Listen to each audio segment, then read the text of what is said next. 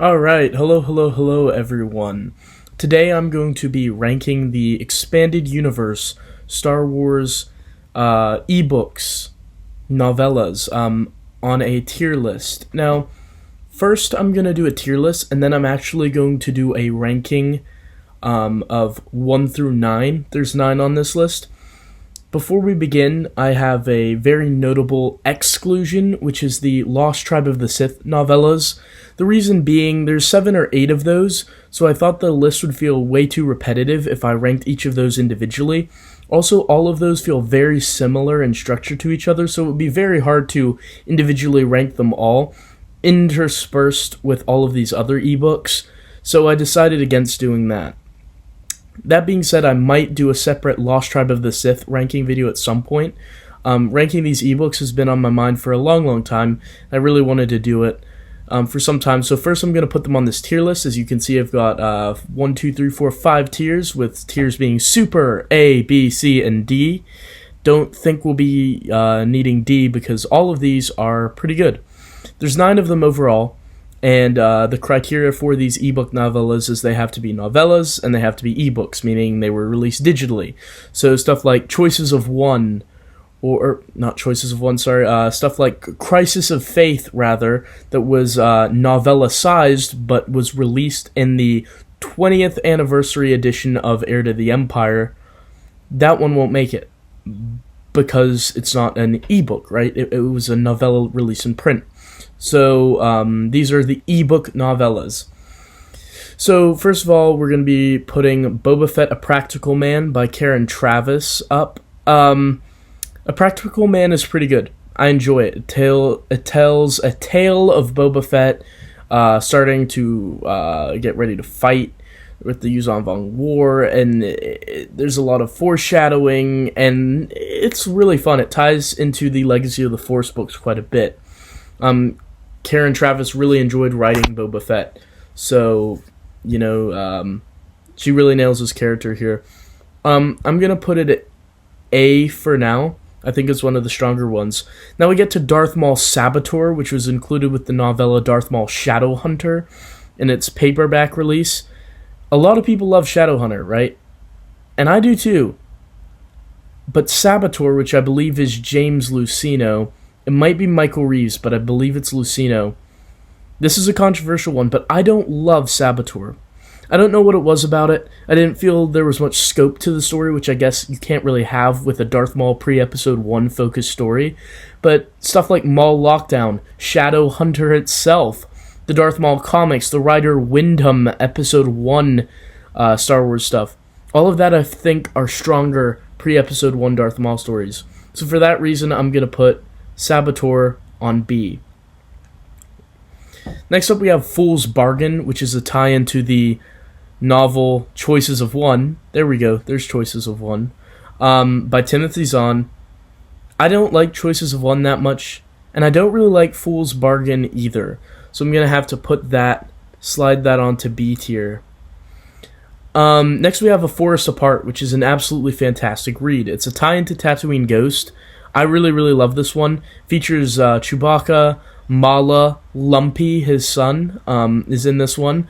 And it features Lumpy getting lost on Coruscant, and there's like a burglary in the Solo's residence, so Lumpy goes to investigate, but ends up getting lost, confronting the attackers but needing help, and Chewie and Mala rush down to the underworld to find him. It's a lot of fun, and I love the holiday special connections. It's a Troy Denning story, so, you know, I really like it.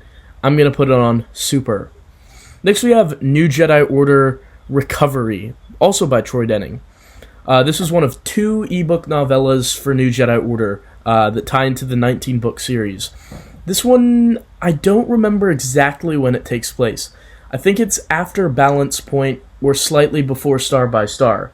This one is by Troy Denning. I couldn't really get into Recovery. I was really expecting great things from it, but I didn't find it that enjoyable. For that reason, I'm going to slide it onto B.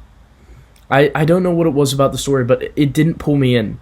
So it took me a long time to get through this story, longer even than some of the actual full NJO books, which should tell you that it's not the best one there is. Next we have Skywalkers, which was released post-decanonization and put up on StarWars.com. So it had a little bit of a different release than some of these other ones. It was also a free one, which I don't think any of the others on this list were. I think they were all like 99 cents or $1.50. But Skywalkers is super good. It's by Abel G. Pena. It's a masterpiece of continuity. It ties into so much. It ties into the Marvel Comics. It ties into Jude Watson's verse. It ties into lots of different Clone Wars novels during this time. TCW, it balances the Clone Wars Multimedia Project and TCW together, and it's quite fun. I'm going to definitely be putting that on Super. Alright, next we have The Hive, which is... It's a weird one, because it almost ruins its own continuity. I believe this one is by Stephen Barnes, who also wrote The Cestus Deception. And this story takes place in between the chapters of Cestus Deception. So it takes place towards the middle, towards the end. It probably takes place about, I'll say, 5/8 of the way through the story. And it basically retells a chapter from that book. Now, The Hive itself is not a bad little story, but my problem with it is it kind of messes with the continuity, because it retells something that's told in the novel itself slightly different, so that irks me. I'm going to have to put this one on B, probably. Win or Lose All. This one is so super fun. I absolutely love it. This is a Timothy Zahn ebook novella, a tie-in to Scoundrels.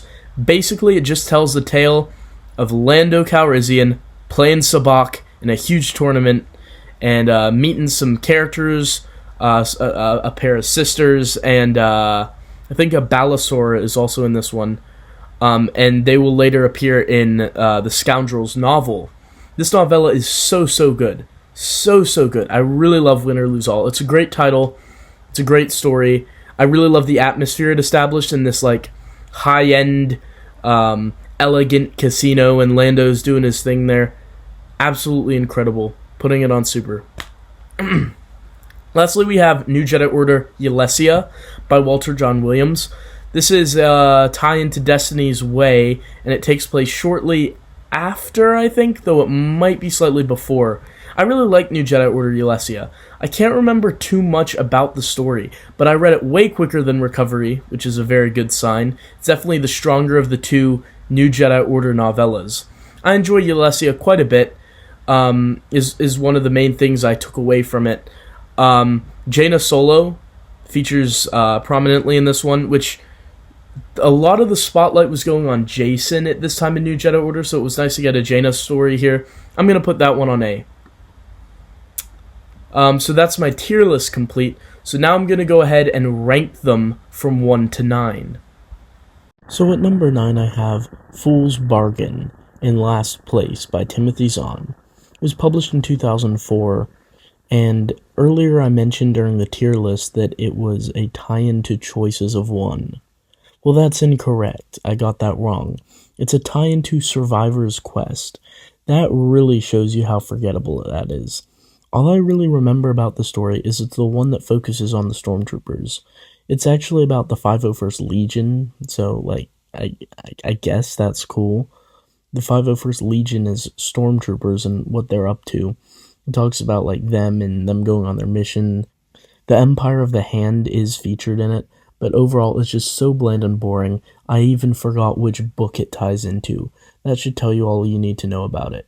It's just not engaging, in my opinion. At number 8, I have The Hive, which was written by Stephen Barnes. It's the one that ties into the Cestus Deception, and although the cover art made for it looks absolutely great, it looks even better than the Cestus Deception cover. But as I mentioned earlier, it kind of contradicts Cestus Deception, even though it's supposed to tie into it. The X-Ting or Z-Ting, however you pronounce the species, they get a little more development here, and they're actually quite interesting, the most interesting part of this short story. However, I have issues with Obi-Wan's characterization in this story, and in Cestus Deception in general. He just feels slightly off to me, like Stephen Barnes didn't know how to write him at this time. That being said, My biggest gripe is that it kind of is with odds at the story it's supposed to tie into, and that's why I have it so low. At number 7, I have Darth Maul Saboteur, which was published in 2001. This one was written by James Luceno, and it was included in Darth Maul Shadowhunter, but it really didn't have to do really anything about that book. Now, the Darth Plagueis novel mentions this one quite a bit, as does Maul Lockdown, references the events of it. So, that makes it cooler. But again, like I mentioned earlier, I think there are better Maul stories. I think Shadowhunter, Maul Lockdown, Plagueis, Episode 1 Adventures, the Darth Maul comic, I think all of those do Darth Maul pre-Phantom Menace better than Saboteur did. I don't know what it is, but I just felt very, very bored in this story. There's some infiltration stuff going on, the Trade Federation's in there. It's establishing stuff for the Phantom Menace, but it was just kind of dull. So that's why I have it so low. I know a lot of people are pretty high on this one, so that's probably a controversial pick for being so low, but it's my list. I make the rules. At 6, I have New Jedi Order Recovery by Troy Denning. This one was just kind of boring. I mentioned earlier I wasn't sure where exactly it fit in. I said it might have been after Balance Point, might have been before Star by Star. I was right when it said it was right after Balance Point. It takes place shortly after the Battle of Duro. But in this one, there's some bounty hunters. Leia's wounded from the events of Balance Point still. And honestly, for a Troy Denning novel, and I really like Troy Denning, or ebook I should say, it just felt really, really bland, uninspired. The story was slow and slagged on. I felt like nothing happened, that there was no point. It felt really like the definition of filler, and that's why I didn't enjoy this story. At number 5, I have New Jedi Order Ylesia by Walter John Williams, which is the one that tied into Destiny's Way. I enjoy this one quite a bit. It features Jaina quite prominently and takes place roughly around in between the latter chapters of Destiny's Way. I had thought that it took place shortly after, but upon revisiting it, it takes place kind of towards the end, in between chapters towards the end of Ylesia. This one's fun. Destiny's Way and Traitor and Unifying Force, all of these books focus on Jacen at this time. So Jaina kind of got sidelined around this time, so it was really nice to have a Jaina-centric story at this time. There's a lot of Kip Durin here in this one, which is always great to see, always enjoyable. And there's a lot of Starfighter action depicted in this one. So it was great to see Jaina, soaring around in her X-Wing, blowing stuff up. It was a good time. It felt very early days NJO, even though this was towards the end of the New Jedi Order series. Felt like a lot of action from the beginning of New Jedi Order. I really enjoyed it, and that's why it is in my 5th spot. At number 4, I've got Boba Fett, A Practical Man. I don't know what else I can say about it, but that I didn't already say earlier. But Karen Travis nails Boba Fett's characterization.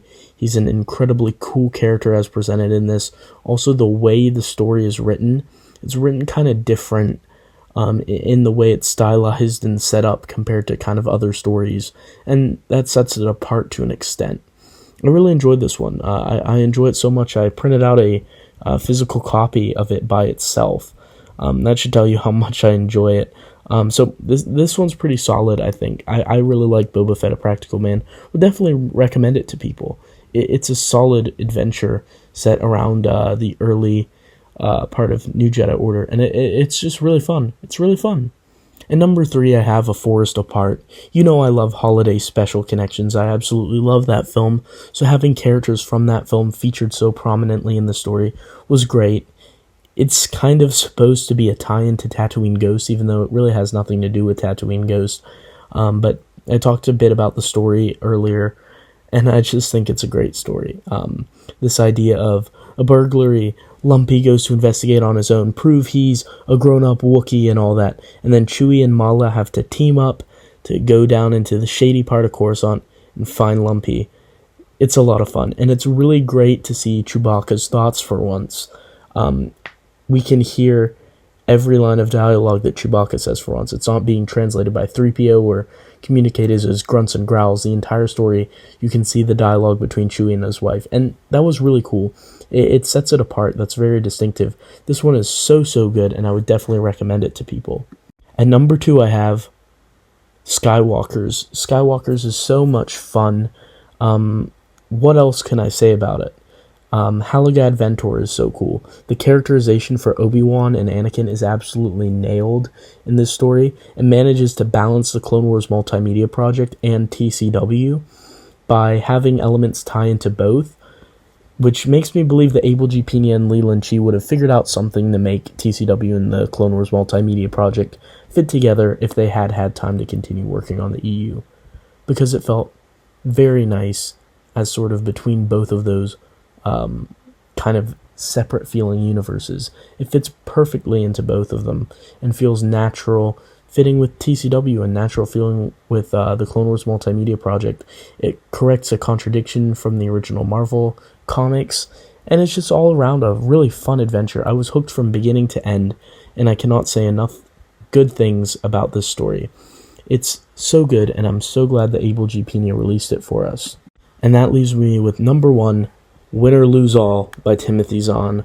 Win or Lose All is a delight. It is so much fun. It is Lando at his finest. Lando in his zone, playing Sabacc, scheming his schemes, making his money, and we get to see him in his element here. And I absolutely loved it.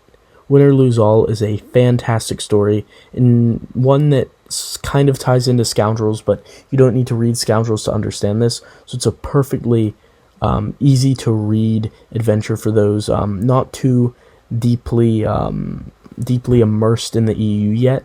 This is a perfectly fine place to read a fun little adventure and not worry too much about feeling lost. Win or Lose All is terrific in my opinion, and that's why I put it as my favorite Star Wars Expanded Universe ebook novella that there is. I hope you guys enjoyed this video, and maybe I'll do more rankings like this. I don't think a lot of people talk about the ebook novellas. I think they're kind of passed over. Some of them got shoved in the back of the mass market paperbacks. Some people don't even know they exist.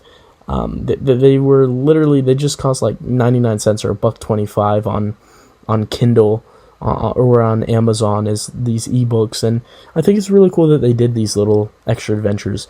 All of them are good.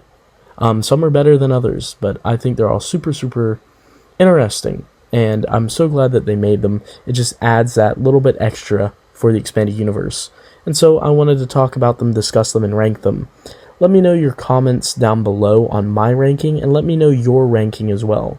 Which ebook novellas were your favorite?